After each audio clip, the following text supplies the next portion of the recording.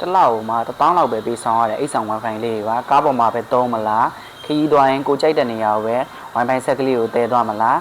အိမ်မှာပဲသုံးတာထက်အပြင်ထွက်ပြီးတော့ wifi တွေပါသုံးရမယ်ဆိုရင် internet data နဲ့ဆိုရင်မွဲသွားလိမ့်မယ်เนาะဒီ set ကလေးကိုတော့သုံးလိုက်မယ်ဆိုရင် line ဆွဲရလဲ share ကောင်းတယ်တစ်လောက်မှာ1000လောက်ပဲပေးဆောင်တယ်စိတ်ကြိုက်သုံးလို့ရမယ်เนาะသူ့ရဲ့ line ဆွဲရစနစ်ကိုသိကျင်တယ်ဆိုရင်ဒီမှာ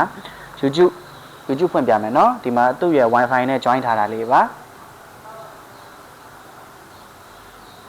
ချက်ကြည့်ပဲเนาะ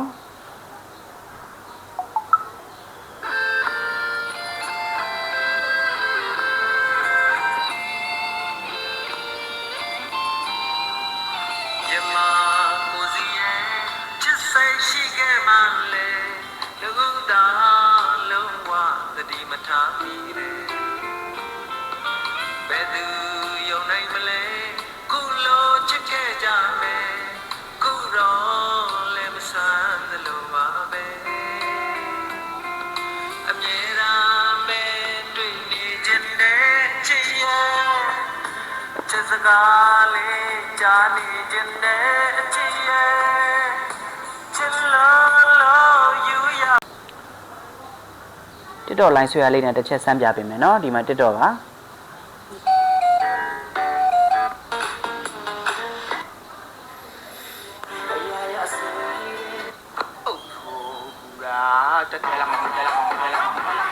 ဒီစားလေးကိုပြောချင်တာ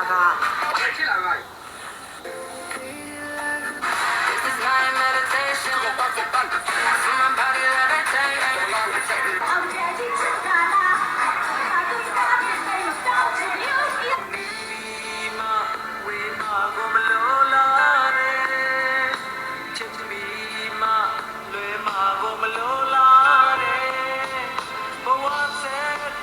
ဒီပတ်စံလေးနဲ့တွင်းသီးလာဝယ်စားသွားတဲ့